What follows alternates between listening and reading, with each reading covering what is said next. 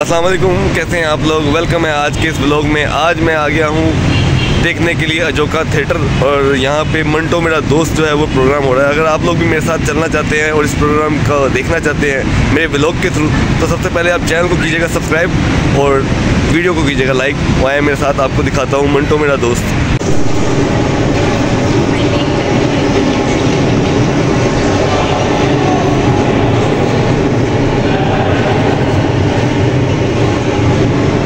ये थिएटर वालों ने एग्जीबिशन लगाई हुई है।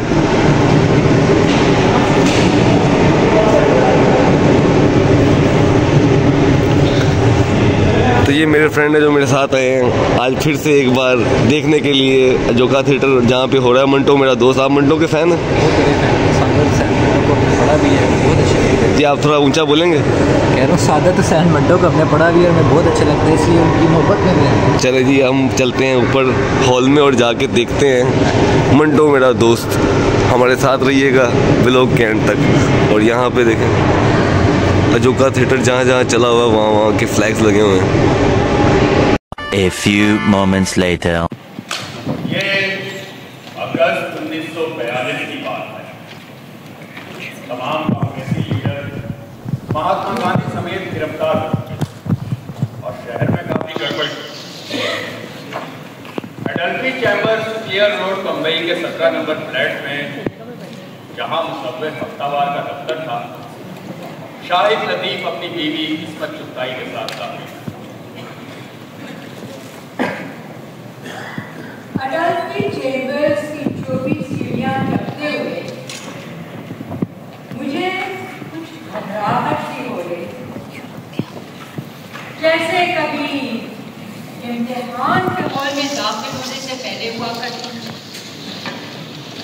मुझे वैसे ही नए आदमियों से मिलते हुए घबराहट हुआ करती, लेकिन यहाँ तो वो नया आदमी मंटो था। मेरी घबराहट वैसे की हरों को छूने लगी। मैंने शाहिद से कहा, चलो वापस चलते हैं, हो सकता है मंटो घर पर ना हो। लेकिन शाहिद ने मेरी उम्मीदों पर पानी फेर दिया। अरे वो शाम को घर पर ही होता है, क्योंकि वो रोज शाम को पीता है। ये लीजिए, मरे पर 100 जुड़े, एक तो मंटो और वो भी पीता हुआ मंटो। मगर मैंने जीभ कड़ा कर दिया, अब ऐसा भी क्या है, मुझे खा तो नहीं जाएगा, होने दो जो उसकी जबान की नोक पे ढंग है। मैं कोई बुलबुला तो नहीं हूँ कि फूंक मारो तो बैठ जाऊंगी।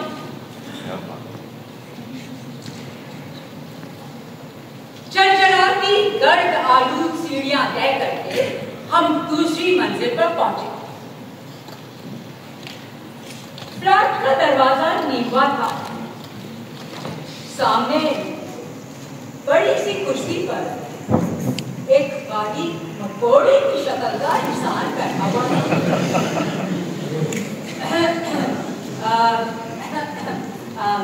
आदाब। आइए आइए, आदाब। आदाब। तो आप इस वक्त हैं और आप सादत हसन मंटो। मैं तो समझ रहा था आप नहायत काली दुबली सूखी बड़ी होंगी, और हम समझते थे कि आप हर दबंग किस्म के चिंगारते हुए पंजाबी होंगे। आइए आइए, तशरीफ रखिए। और दूसरे ही समय हम एक दूसरे के साथ तनवीर से जुड़कर बहस कर ले रहे, जैसे इतने अरसे एक दूसरे से ना वाकिफ रहकर हमने बड़ा घाटा उठाया हो और उसे पूरा करना हो।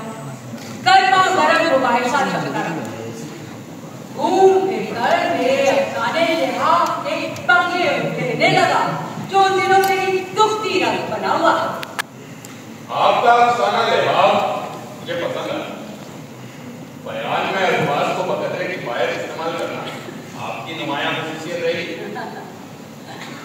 लेकिन मुझे ताज्जुब है कि उस अफसाने के आखिर में आपने एक बेकार सा जुमला लिख दिया कि एक इंच उठे हुए लिहाज में मैंने क्या देखा।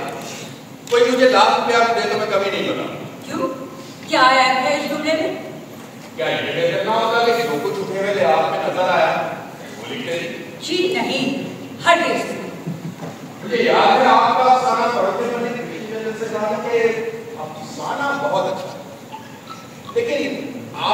उनका बहुत बहस नाम है। अहमद अली कासमी की जगह अगर मैं एडिटर होता तो यकीनन इसे रद्द कर देता। आपको खुद इस पर नजरसानी करना चाहिए। आपको इतना निगाह नहीं है कि आपकी बात मान ली जाए। तनकीद निगाहों की बात न कीजिए, वो क्या जानते हैं, बात करते हैं। अब ऐसा भी नहीं है। अरे बिल्कुल याद रखिए, मैं तो कहता हूँ जो कुछ ये कहे उसका उलट करते जाओ। यही लोग जो एतराज करते हैं चुप चुप कर मेरी कहानियां बोलते हैं और उनसे कुछ सीखने के बजाय उन पर जोश होते हैं और उस जोश की याद में नागिन होकर कॉल लिखते रहते हैं। भाई अगर आपको यकीन है कि वो ऑल फॉल लिखते हैं तो आप उनका जवाब क्यों देने लगते हैं? क्यों ना दें जवाब, बल्कि मैं तो कहता हूँ मुकदमा दायर करें। कौन? हम यानी मैं और आप। अब ये देखिए, एक मजदूर ने मेरी और आपकी कहानियां इस मजमूए में ये लिखकर छापी हैं कि ये फौज ऐसे अदब से मुल्क को बचाना चाहिए। अब इस संबंध से तो ये कैसी उल्टी बात कर रहा है। एक तो वो इसी किताब में छपवा कर मुश्तहर कर रहा है, दूसरा पैसा कमाने का अलग इंतजाम करता है। बगैर इजाजत हमारी कहानियां छापने पर घर जाने का नोटिस भेज रहे हो मैं उसे। हमारे कपड़े मुख्तलिफ मौज़ूआत पर मशीनों की तरह जुमले कर रहे हैं। बातों ने बहस ने लोग की सूरत इख्तियार कर और चंद घंटों की मुलाकात के बलबूते पर हमने एक दूसरे को निहायत अजीब किस्म के रखते हैं। अहमद, शक्ति और बेवकूफ कहना। आप ये बिल्कुल गलत है, ये बात है। ये हाँ नहीं है इज्जत बहन। बहन? आपने मुझे बहन क्यों कहा? मैं अमन औरतों को बहन करता हूँ। मैं तो अपनी बहन को भी बहन नहीं करता। अच्छा, तो फिर हमें सिर्फ चिढ़ाने के लिए कह रहे हैं। तो ये कैसे जाना है? भाई इसलिए कि हमारे भाई हमेशा हमें जलाते चढ़ाते मारते पीटते और पकड़वाकर पिटवाते रहे हैं। तो मैं जरूर आपको बहन कहूँगा। अच्छा, तो इतना याद रखिए कि हमारे बारे में हमारे भाइयों की राय कुछ ज्यादा खुशगवार नहीं है। वो आपको इतनी खांसी हो रही है, इसका इलाज करवा रहे हो? इलाज डॉक्टर गधे होते हैं। ये बिल्कुल गलत है, डॉक्टरों को दिखाना जरूरी होता है। अरे बेकार की बातें हैं ये इलाज। 3 साल हुए डॉक्टरों ने कहा था कि साल भर में बन जाओ, तुम्हें टीबी। साफ जाहिर है मैंने ना मरकर उनकी पेट को कुछ सच साबित ना होने दिया। तो मैं इन डॉक्टरों को बिल्कुल अहमद समझता हूँ। इससे भी मशवरे और जादू टोना करने वाले ज्यादा अकलमंद होते हैं। आपसे पहले बिल्कुल यही बात एक और बुजुर्ग फरमाया करते। कौन बुजुर्ग? मेरे बड़े भाई अजीम बेग चुकाई अब 9 मन मट्टी के नीचे आराम फरमा रहे हैं।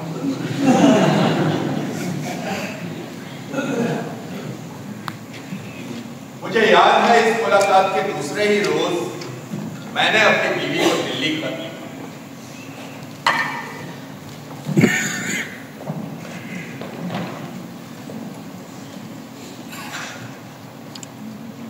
इस्मत से मिला।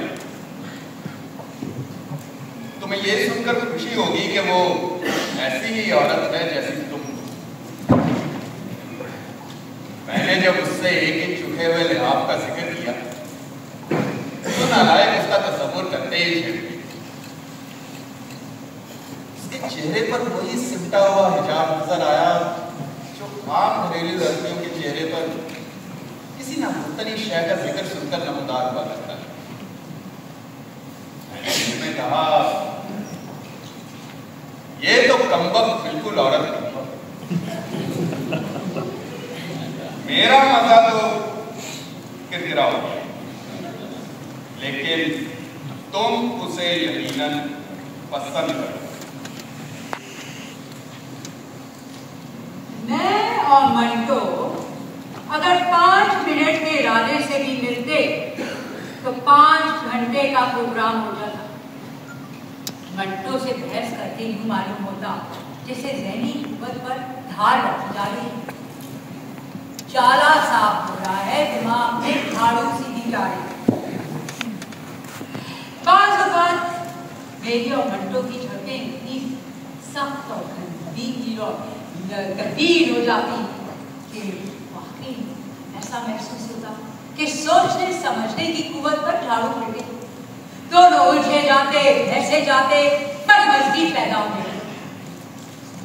मुझे तो अपनी शिकस्त को छुपाने का मलका था, लेकिन मंटो बिल्कुल मुहासा हो जाता। आंखें वो आंखों की तरह फैल जाती हैं, नथने फड़कने लगते, मुंह कड़वा कसीला हो जाता और वो झुंझला कर माइक में शायरी को पुकारता और जंग अदब और फलसफे से हटकर घरेलू सूरत अख्तियार कर लेती और मंटो में नाकर चला जाता। कभी कभी तो हमारे झगड़े इतने सख्त हो जाते, वाकई ऐसा लगता कि दो टूट गई। एक दिन न जाने किस बात पर इतना चिढ़ा कि आंखों में खून उतर आया। अरे कह दीजिए मुराद की कोई जरूरत नहीं है। अरे जाने दीजिए, कोई मर्द होता तो बता दे। बता ये जो भी चीज सरसश में बाकी रह गए निकाल ही दीजिए। आप झेल जाएंगी। खुदा की कसम नहीं झेलूंगी। तो फिर आप औरत नहीं।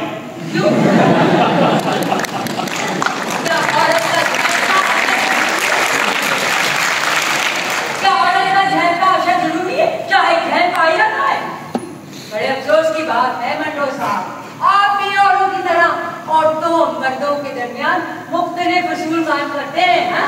अरे हम तो समझते थे कि आप आम लोगों की सतह से बुलंद हैं। कतई नहीं, मैं औरत और मर्द में कोई तफरीक नहीं करता। अच्छा तो फिर बता दीजिए वो झपा देने वाली बात। रहने दीजिए, अब गुस्सा उतर गया। अरे चलिए दोस्ती नहीं सही, ऐसी कौन सी खतरनाक बात थी वो? कुछ नहीं, कुछ खास नहीं, शायद कोई मोटी सी गाली दे देता। अरे हमने तो इतनी रहीम शहीद गालियां सुन रखी है कि हमने या फिर कसकर छापर मारता। मुझे थप्पड़ भी खासे जोरदार पड़ चुके हैं, लेकिन मंटो साहब पहली दफा आपने औरत समझकर रियायत की है। अरे मेरे भाई तो कई दफा लगा चुके होते हैं।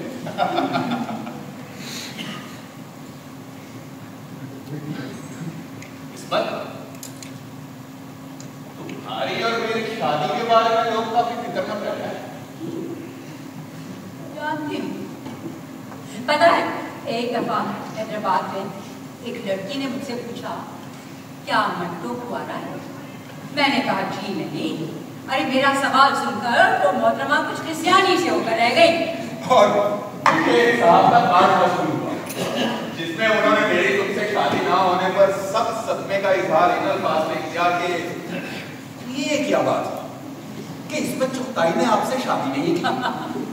मंटो और इस्मत की दो हस्तियां अगर मिल जाते कितना अच्छा होता।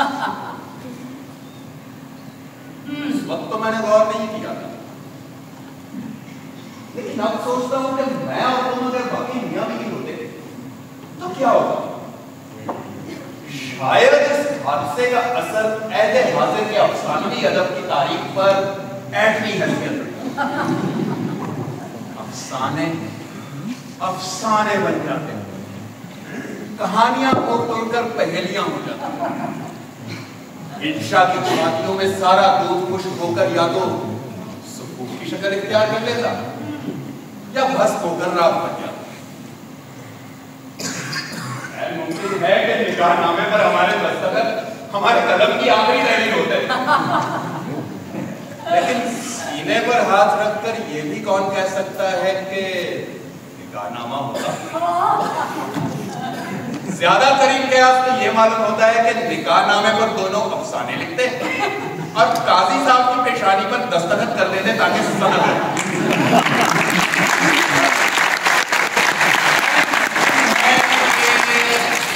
ये वाकया कुछ इस तरह रुकना होगा।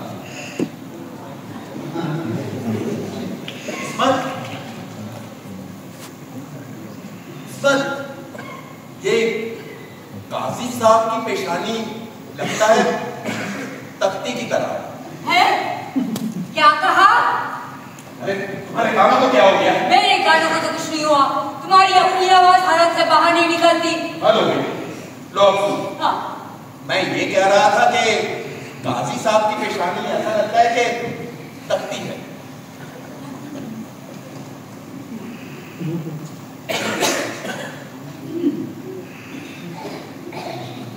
तख्ती तो बिल्कुल सपाट होती है। ये पेशानी सपाट नहीं। तुम सपाट का मतलब ही जानते हो? जी। सपाट माथा तो तुम्हारा है, काजी साहब का माथा तो बड़ा खूबसूरत है। खूबसूरत तो है। तुम महज चिढ़ा रही हो मुझे। अरे मैं कहती हूँ तुम मुझे चिढ़ा रहे हो। तुम्हें मानना पड़ेगा कि तुम चिढ़ा रही हो मुझे। मैं इस औरत से शादी नहीं करूंगा। हाँ, अगर आपकी बेटी का माथा बिल्कुल आपके माथे की तरह है तो मेरा निकाह उससे करवा।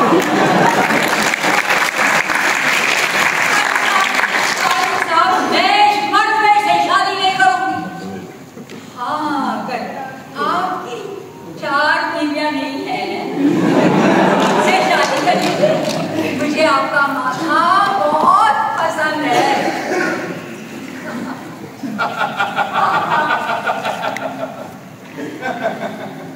ये थी जिंदगी जो मंटो को सबसे दिलचस्प मालूम होती। माकूल आमदनी हो, पिया खिलाना हो, कह कहे हो और बेफिक्रियां।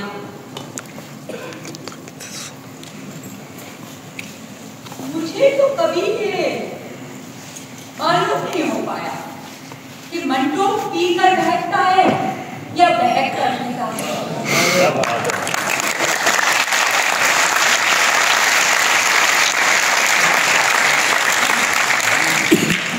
तो उसकी चाल में कभी लड़खड़ाहट या उसकी जुबान में कभी रुकना नहीं था। मुझे वाकई कभी कोई फर्क नहीं महसूस। हाँ, इतना जरूर पता चलता कि जब वो ज्यादा प्ले में होता तो ये दिखाने की कोशिश करता कि वो बिल्कुल नशे में नहीं है। मोहब्बत के मसले पर भी कितनी ही झड़पें हुई, लेकिन कभी किसी नतीजे पर नहीं पहुंचा। एक दिन मैं और मंटो देर तक एक साथ बैठे हुए सत्या की याद जैसे कई बार सताया।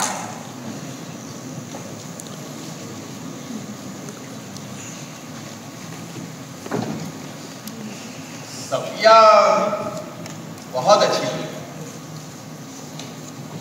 बहुत उम्दा सालन बनाती है।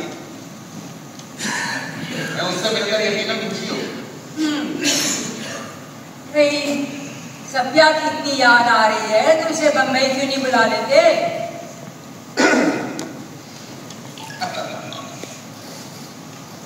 क्या समझती हो?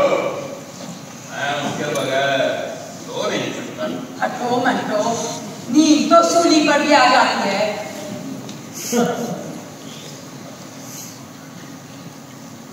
आपको सफिया से बहुत मोहब्बत है? मोहब्बत? मुझे उससे कतई मोहब्बत नहीं। मैं मोहब्बत का कायल नहीं।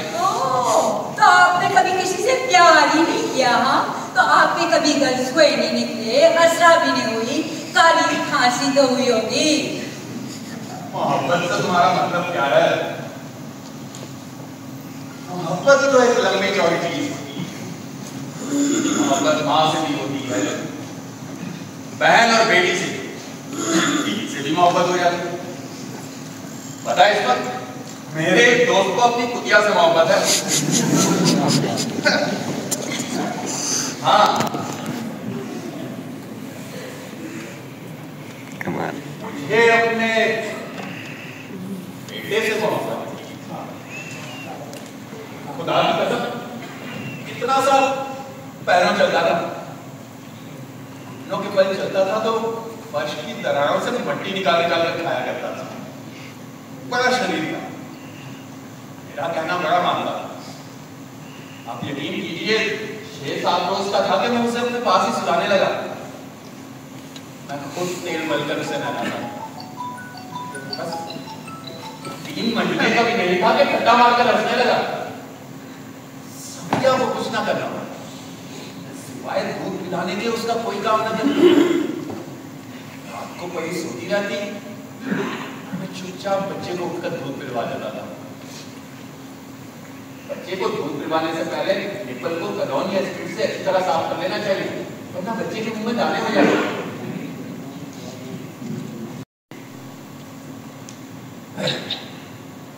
मर गया।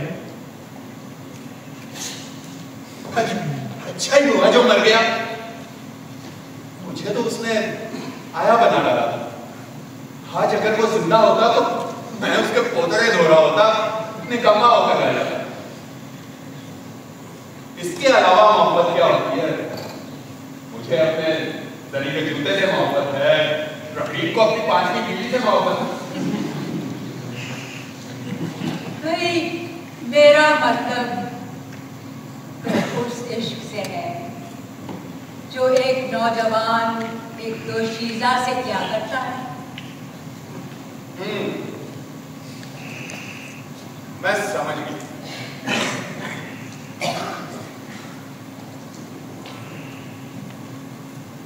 कश्मीर में एक चरवाही थी। फिर कुछ नहीं। लीजिए, बेहुदा से बेहुदा बात आप मुझे सुना देते हैं और अब शर्माने लग गए। अरे कौन गधा शर्मा रहा है? बस जब मवेशी भागने के लिए वो अपनी छड़ी ऊपर उठाती थी तो उसकी सफेद धोनी दिखाई दी। मैं उन दिनों कुछ बीमार था। रोजाना एक कंबल लेकर पहाड़ी पर जाकर लेट जाया करता था और सांस रोके उस लम्हे का इंतजार करता कि कब वो अपना हाथ ऊपर करे तो आस्तीन सरक जाए। और मुझे उसकी सफेद कोहनी दिखाई दी। हाँ, ये बॉय मैंने सिवाय कोहनी के उसके जिस्म का कोई और हिस्सा नहीं देखा। ढीले ढाले कपड़े पहने रहती थी, उसके जिस्म का कोई खत नुमाया नहीं होता, लेकिन उसके जिस्म की हर जुम्बिश पर मेरी नजरें कोहनी की झलक देखने के लिए लपकती थी।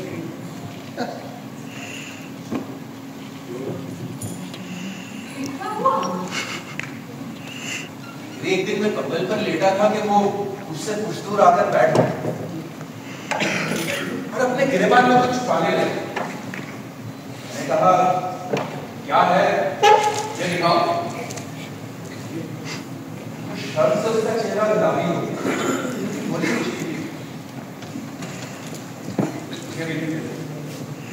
मैंने कहा, जब तक दिखाओगी नहीं जाने नहीं दूंगा। इस पर वो रोमांसी हुई। मैं भी जिद पर आ रहा था। आखिरकार के बाद उसने अपनी मुट्ठी खोलकर हथेली मेरे सामने रखी और खुद अपना मुंह शर्म से घुटनों में देखी। क्या था उसकी हथेली पर? मिस्री की गली। उसकी गुलाबी हथेली पर बर्फ के टुकड़े की तरह पड़ी हुई प्यारी। आपने क्या किया? ये गिरता रहा। फिर वो उधर भाग गई और कुछ दूर से पलटकर वापस आई तो मिस्री की गली मेरी गोद में डालकर नजरों से ओझल हुई। वो मिस्री की गली काफी दिनों तक मेरे घुटने की जेब में पड़ गई। फिर मैंने उसे मेरी हाथ में डाल दिया और कुछ दिनों बाद यहाँ आ गई। और वो लड़की? कौन लड़की? अरे वो ही जिसने आपको मिस्री की गली थमाई थी। उससे मैंने फिर कभी नहीं देखा। क्या खुशखुशा इश्क निकला? अरे हमें तो कोई बहुत ही शोला बददावा किस्म पेश की उम्मीद थी। एकदम मरकला इश्क की बालियां। तो और क्या लगता इसके साथ सो जाता और एक हरामी मिल गया उसको गोद में डालकर आने की याद से मैं दांती की ढींगे मारता।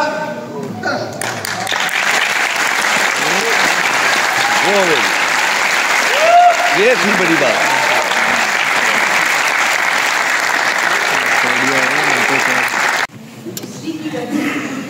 बढ़ाकर चबाने की नहीं,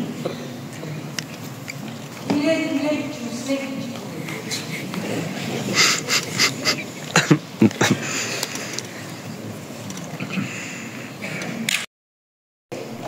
बम्बई आने से पहले मंटू ने मुझसे कहा था कि सत्या बम्बई आने वाली है, उससे मिलकर आपका दिल खुश होगा, और बिल्कुल ऐसा ही हुआ। एक दिन फिल्म स्टूडियो से वापसी पर गर्मी से उकताकर मैंने सोचा कि रास्ते में थोड़ी देर मंटो के यहाँ आराम कर लूंगी, उसके बाद फिर अपने घर बना जाऊंगा। मंटो के फ्लैट पर पहुंची तो हमेशा की तरह दरवाजा खुला। अरे ये क्या कर रहे हैं?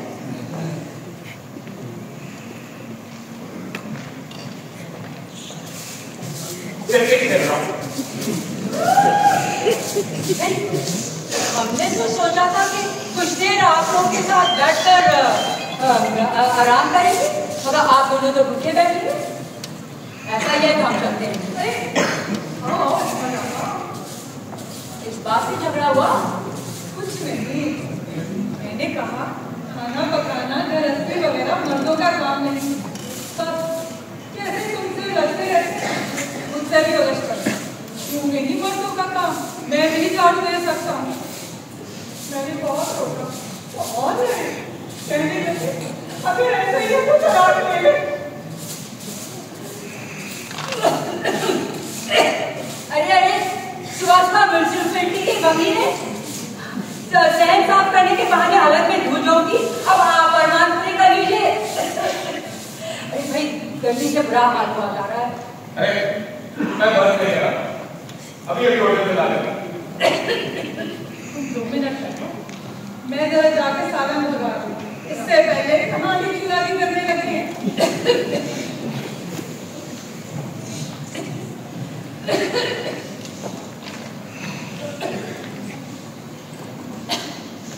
ये भी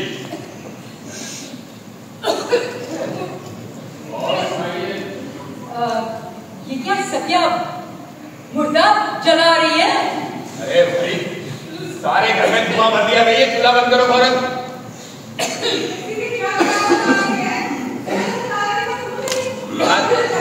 अरे मैं कहता हूँ चूल्हा बुझाओ फौरन, वरना मैं खुद आकर एक लोटा ला जाऊंगा उस पर। आपके पेट में बच्चा है।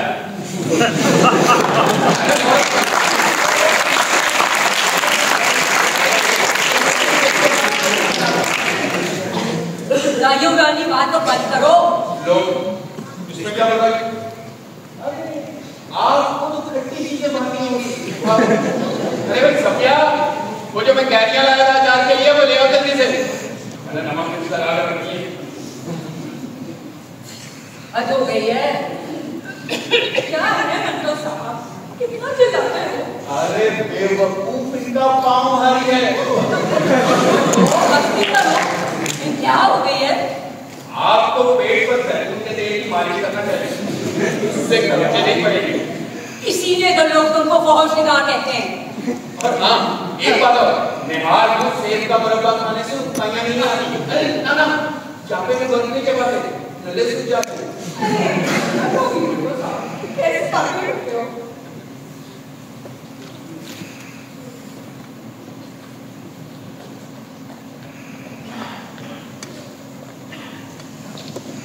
मुझे ताजुब है कि मंटो बेहुदा से बेहुदा बात धड़ल्ले से इस माकूलियत और मासूमियत से कह जाता कि जरा भी झिझक महसूस ना हो, या वो उसकी मदद ही ना देता। मंटो की बातों पर हंसी आती, गुस्सा नहीं आता। ये वही मंटो था जिसे बहुत शिकार, संदा, गंदा जहन कहते थे, जिसने भूख, धुआं और काली शलवार जैसे अफसाने लिखे। जब मेरी बेटी सीमा पैदा हुई तो मंटो की बीवी सत्या घंटों मेरे साथ अस्पताल में बैठी काम की। लेकिन बच्ची को देखकर मंटो को अपना बेटा बहुत याद आया। वो देर तक उसकी छोटी छोटी शरारतें मुझे सुनाता है। सत्या का दिन बिगड़ गया और साल के अंदर अंदर मंटो की बड़ी बेटी पैदा हुई।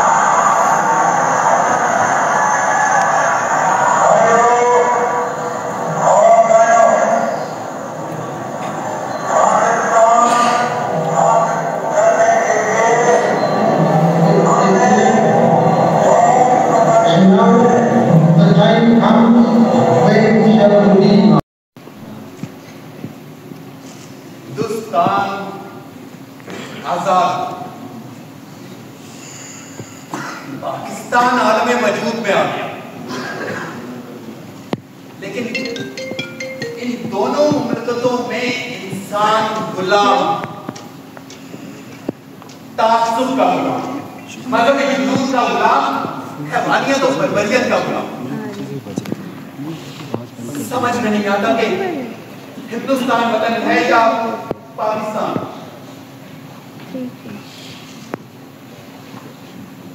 और वो लहू किसका है जो हर रोज इतनी बेदर्दी से बहाया जा रहा है? वो हड्डियां कहां कफन की जाएंगी जिन पर से मजहब का गोश्त और चीले और गिद्ध नोच नोच कर खा गए।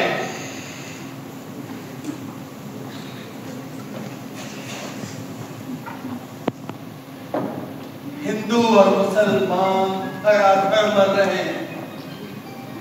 क्यों मर रहे हैं? कैसे मर रहे हैं?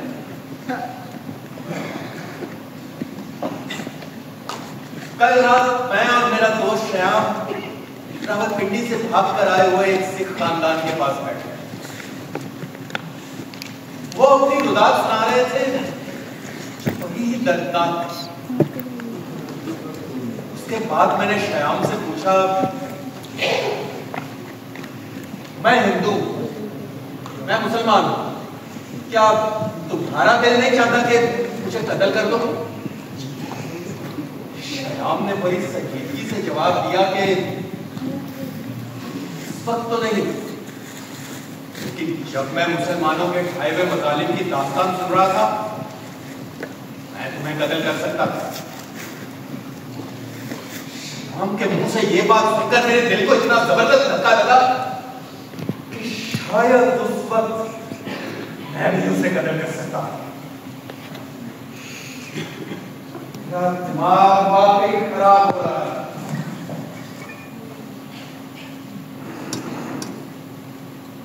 क्यों ना मैं चुपचाप बाजू की गली से पाकिस्तान चला जाऊं? मुल्क के हालात बिल्कुल ही अवतर हो गए। मंटो के बीवी बच्चे जो पाकिस्तान जा चुके थे, उसे भी वहां बुलाने लगे। मंटो ने हमसे भी कई बार वहां चलने को कहा। पाकिस्तान में एक हसीन मुस्तकबिल की बातें की। मेरा जवाब सुनकर मंटो मुझसे कुछ बददिल सा हो गया। बगैर इत्तला के, बगैर मिले मंटो पाकिस्तान चला गया।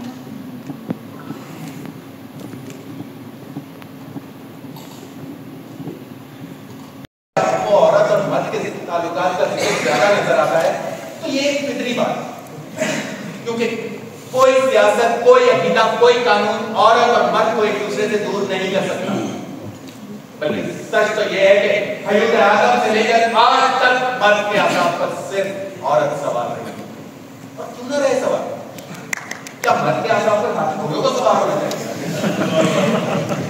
कबूतर कबूतरियों को देखकर भुटकते हैं तो मर्द औरतों को देखकर गजल या अफसाना क्यों न लिखें? औरतें कबूतरियों से कहीं ज्यादा हसीन, दिलचस्प, फिक्रखेज हैं।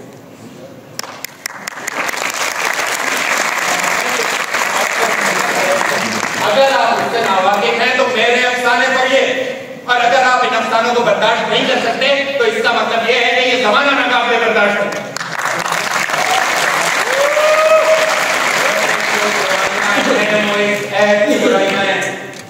मेरी तहरीर में कोई नक्श नहीं। जिस नक्श को मेरे नाम के साथ मंसूब किया जाता है वो दरअसल मौजूदा जमाने का नक्श है।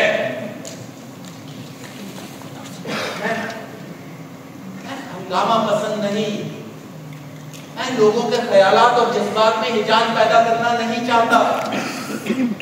मैं इस सोसाइटी का तमद्दुन की चोली क्या उतारूंगा जो है ही नहीं, और मैं इसे कपड़े पहनाने की कोशिश भी नहीं करता क्योंकि ये मेरा नहीं, दर्जियों का काम।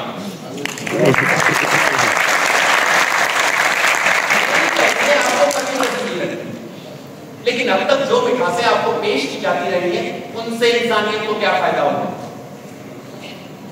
नीम के पत्ते कड़वे से, लेकिन खून जरूर साफ करते हैं।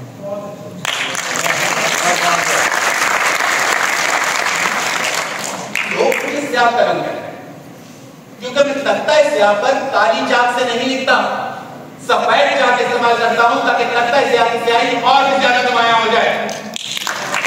ये मेरा खास तर्ज, मेरा खास अंदाज है जिसे होशियारी, तरक्की पसंदी और खुदा मालूम क्या कुछ कहा जाता है। बहुत से नक्काद गुजर चुके हैं लेकिन इस अदब से बेअदबियां खत्म नहीं हुई। बहुत से पैगंबर दुनिया में आ चुके हैं लेकिन इंसान एक दूसरे से मुत्तहिद नहीं हुए। ये एक बहुत बड़ा अलमिया है, लेकिन मुसीबत ये है कि ये अलमिया ही इंसानियत की किस्मत है।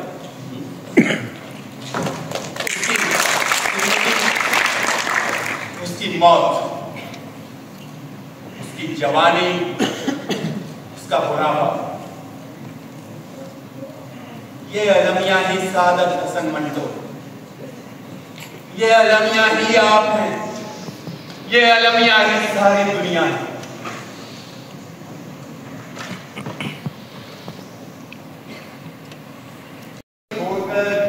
कराची से होता हुआ गालिबन 7 या 8 जनवरी 1948 को लाहौर पहुंचा।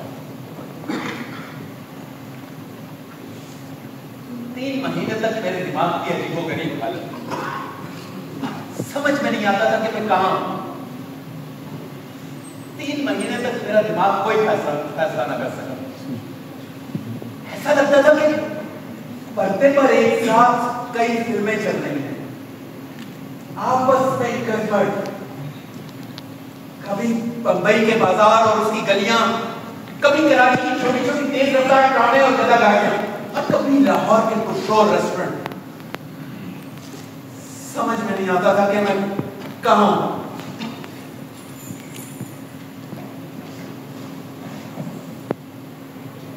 सारा दिन कुर्सी पे बैठा ख्यालात में डूबा रहा। आखिरकार चौंका क्योंकि जो रुपया मैं बंबई से अपने साथ लेकर आया था कुछ घर में और कुछ घर से कुछ दूर क्रिकेट बार में चल हो चुका था। फिर तो पेश जिधर भी नजर डालता इंतशार ही इंतशार दिखाई देता था। अलाटमेंटों का बाजार गर्म था। मुहाजिर और गैर मुहाजिर घर घर अपने अपने असर और रसूख से कारखाने और दुकानें अलाट करा रहे थे। कुछ लोग बेहद खुश थे क्योंकि उनके पास एकदम से दौलत आ गई, लेकिन इस खुशी में भी इंतशार था, जैसे वो घर घर एक दिन हवा हो जाने वाली है।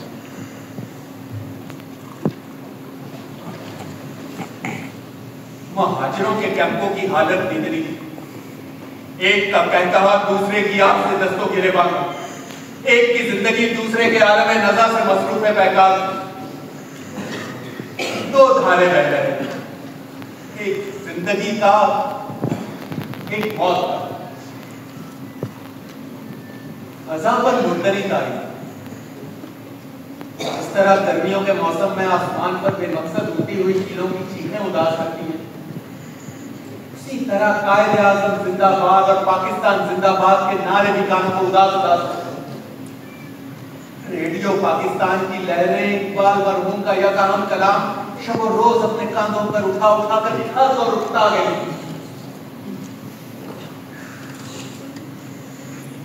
सोच सोच कर मैं आज चुनाचे रवाना करनी शुरू कर दी। सारा दिन बेमकसद सड़कों पर घूमता रहता, खुद खामोश रहता, दूसरों की सुनता। हंगम बातें, जोड़ दलीलें। तबीयत में उकसाहट पैदा होगी कि कुछ लिखूं, लेकिन जब लिखने बैठता तो दिमाग को मुंतशिर पाता।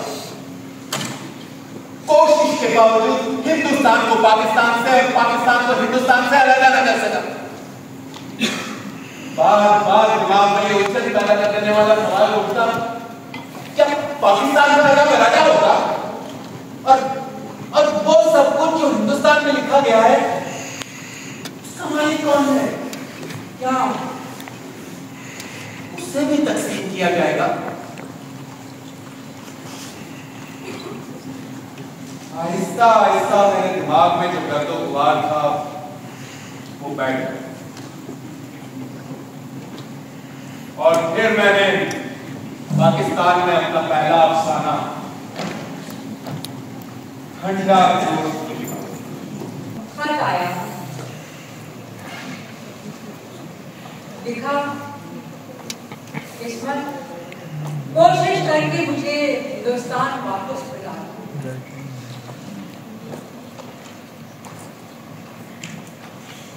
पता चला कि मुकदमे के बाद मंटो को जेल हो, सब हाथ पे हाथ रख के बैठे। किसी ने कोई मजम्मत नहीं की, बल्कि कुछ लोगों का तो ये रवैया था कि चलो अच्छा हुआ जेल गए, अब दिमाग दुरुस्त हो जाएगा। ना कोई मीटिंग हुई, ना रेजोल्यूशन पास किया। फिर खबर मिली कि दिमाग चल निकला और यार दोस्त मंटो को पागल खाने पहुंचा। इसके बाद काफी अरसे तक मंटो की कोई खबर नहीं, ना मेरे किसी खत का जवाब आया। पता नहीं चला कि मंटो दोबारा पागल खाने चले गए। अब तो इसकी खबरों से खुदा जाने इसका अगला कदम कहाँ पड़ा, क्योंकि पागल खाने से आगे जो कदम बढ़ता है वो वापस लौट कर नहीं। मैं बहुत आगे निकल चुका हूं। मैं इस नतीजे पर पहुंचा हूं कि सिर्फ फरेबकारी ही की बदौलत कामयाबी हासिल की जा सकती है। क्या मैं फरेबकार बन जाऊं? मुझे यकीन है मैं इसमें ज्यादा कामयाब रहूंगा, क्योंकि मैं ये काम भी इखलास के साथ करूंगा। लेकिन मुसीबत ये है कि वो दिन ही नहीं आता जब मेरे अंदर ऐसी जिंदगी गुजारने की ख्वाहिश पैदा हो।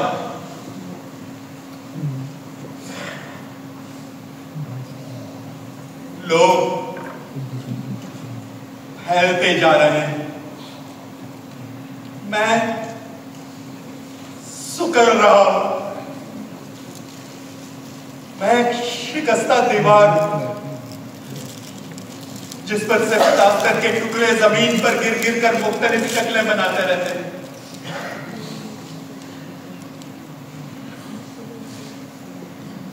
सैकड़ों चीजें बैक वक्त सोचने की वजह से मैं अफरा तफरी के आलम में रहता हूं। बहुत ज्यादा शराब पीने लगा, इसलिए नहीं कि कुछ लिखूं, कुछ पी कर मैं लिख ही नहीं सकता।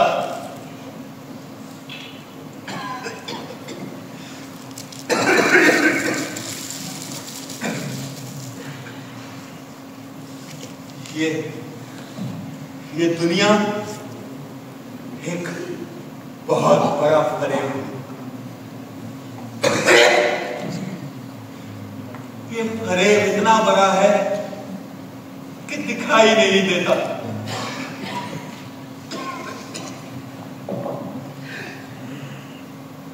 जिंदगी का धागा तो बिल्कुल साफ और सीधा है, इसमें उलझाव तो हम खुद पैदा करते हैं। ये उलझाव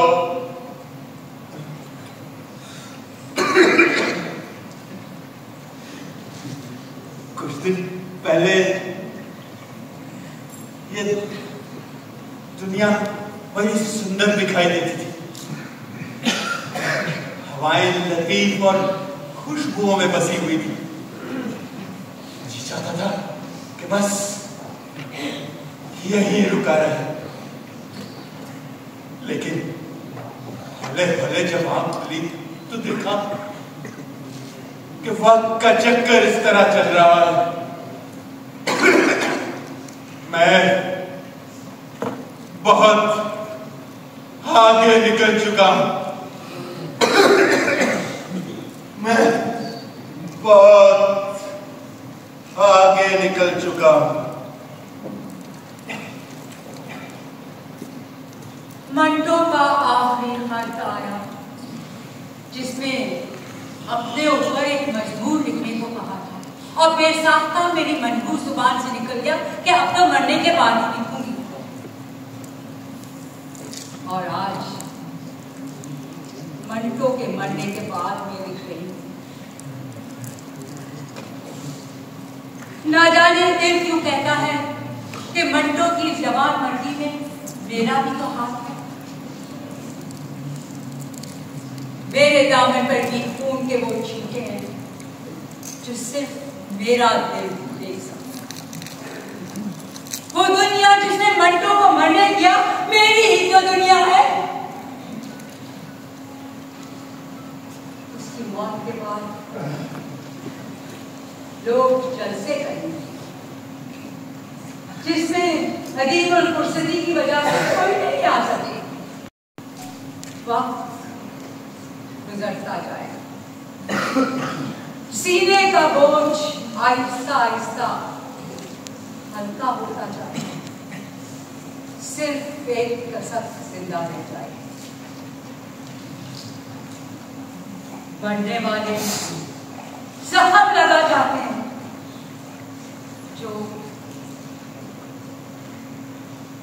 दुखता रहता है, आहिस्ता है, बस सिर्फ आहिस्ता आहिस्ता सुलगता रहे।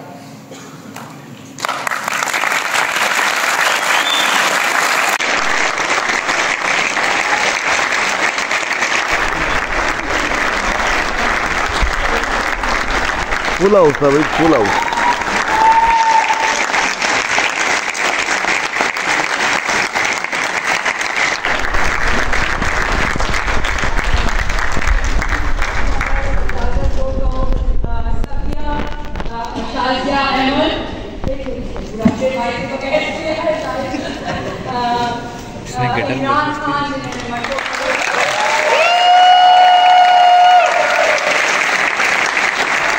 तो गाइस आप लोगों को आज मज़ा आया होगा सादत हुसैन मिंटो का ड्रामा देख के। ये भाई जो मेरे साथ है इनको स्पेशली लेके आया था क्योंकि ये मिंटो के फ़ैन है, मैं भी मिंटो का फ़ैन हूँ और ये भाई भी मिंटो के फ़ैन है।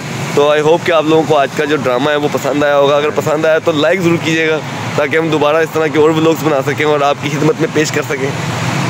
तो गाइस अब तक के लिए दीजिएगा इजाज़त, इंशाल्लाह अगले व्लॉग में मिलेंगे।